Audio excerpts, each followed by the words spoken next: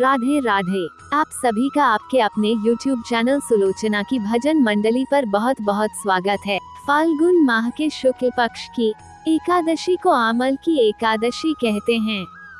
आमल की यानी आंवला को शास्त्रों में श्रेष्ठ स्थान प्राप्त है।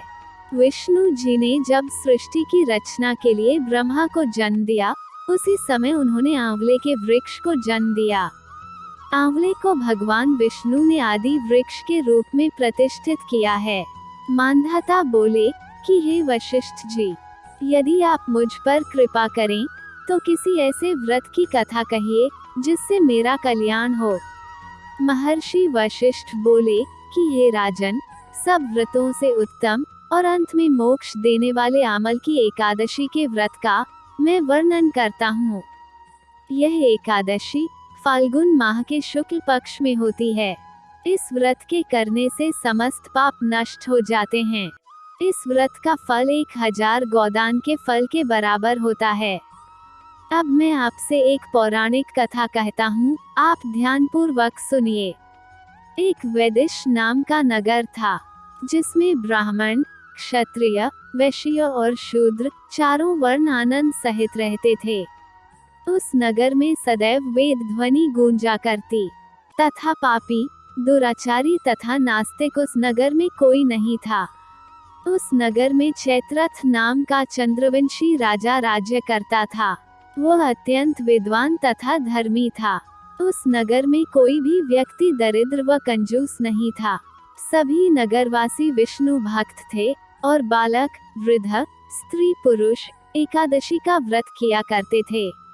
एक समय फाल्गुन मास के शुक्ल पक्ष की आमल की एकादशी आई।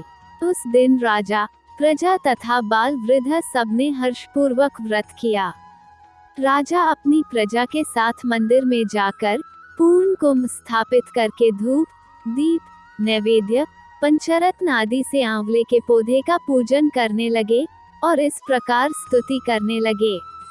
हे धात्री, तुम ब्रह्म स्वरूप हो, तुम ब्रह्मा जी द्वारा उत्पन्न हुए हो और समस्त पापों का नाश करने वाले हो, तुमको नमस्कार है। अब तुम मेरा अर्घ्य स्वीकार करो। तुम श्री रामचंद्र जी द्वारा सम्मानित हो, मैं आपकी प्रार्थना करता हूँ, अतः आप मेरे समस्त पापों का नाश करो। उस मंदिर में सबने रात्रि को जागरण किया। रात के समय वहाँ एक बहेलिया आया, जो अत्यंत पापी और दुराचारी था। वह अपने कुटुंब का पालन जीव हत्या करके किया करता था। भूख और प्यास से अत्यंत व्याकुल वह बहेलिया इस जागरण को देखने के लिए मंदिर के एक कोने में बैठ गया और विष्णु भगवान तथा एकादशी महात्म्य की कथा सुनने लगा। इस प्रकार अन्य मनुष्यों की भांति उसने भी सारी रात जागकर बिता दी। प्रातः काल होते ही सब लोग अपने घर चले गए, तो बहेलिया भी अपने घर चला गया। घर जाकर उसने भोजन किया। कुछ समय बीतने के पश्चात उस बहेलिये की मृत्यु हो गई, मगर उस आमल की एकादशी के व्रत तथा जागरण से उसने राजा विदुरथ के घर जन्म लिया और उसका नाम वसुर्त रखा गया। युवा होने पर वह चतुरंगिनी सेना के सहित तथा धन धान्य से युक्त होकर 10,000 ग्रामों का पालन करने लगा। वह तेज में सूर्य के समान, कांति में चंद्रमा के समान, वीरता में भगवान विष्णु के समान और क्षमा में पृथ्वी के समान था। वह अत्यंत धार्मिक, सत्यवादी, कर्मवीर और विष्णु भक्त था। वह प्रजा का समान भाव से पालन करता था। दान देना उसका नित्य कर्तव्य था। एक दिन राजा शिकार खेलने के लिए गया। देवयोग से वह मार्ग भूल गया और दिशा ज्ञान न रहने के कारण उसी वन में एक वृक्ष के नीचे सो गया। थोड़ी देर बाद पहाड़ी राक्षस वहां पर आ गए और राजा को अकेला देखकर मारो मारो शब्द करते हुए राजा की ओर दौड़े। राक्षस कहने लगे कि इसी दुष्ट राजा ने हमारे माता, पिता, पुत्र, पौत्र आदि अनेक संबंधियों को मारा है तथा देश से निकाल दिया है, अतः इसको अवश्य मारना चाहिए। ऐसा कहकर वे उस राजा को मारने दौड़े और अनेक प्रकार के अस्त्र शस्त्र उसके ऊपर फेंके। वे सब अस्त्र शस्त्र राजा के शरीर पर गिरते ही नष्ट हो जाते और उनका वार पुष्प के समान प्रतीत होता। उसी समय राजा के शरीर से एक दिव्य स्त्री उत्पन्न हुई।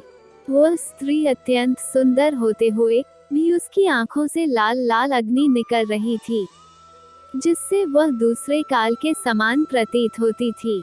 वह देवी राक्षस को मारने दौड़ी और थोड़ी ही देर में उसने सब राक्षस को काल के गाल में पहुंचा दिया। जब राजा सोकर उठा तो उसने राक्षसों को मरा हुआ देखकर कहा कि इन शत्रुओं को किसने मारा है? इस वन में मेरा कौन हितैषी रहता है? वह ऐसा विचार कर ही रहा था कि आकाशवाणी हुई, हे राजा, इस संसार में विष्णु भगवान के अतिरिक्त कौन तेरी सहायता कर सकता है? इस आकाशवाणी को सुनकर राजा अपने राज्य में आ गया और सुखपूर्वक राज्य करने लगा। महर्षि वशिष्ठ बोले कि हे राजन, यह आमल की एकादशी के व्रत का प्रभाव था। जो मनुष्य इस आमल की एकादशी का व्रत करते हैं वे प्रत्येक कार्य में सफल होते हैं और अंत में विष्णु लोक को जाते हैं। राधे राधे।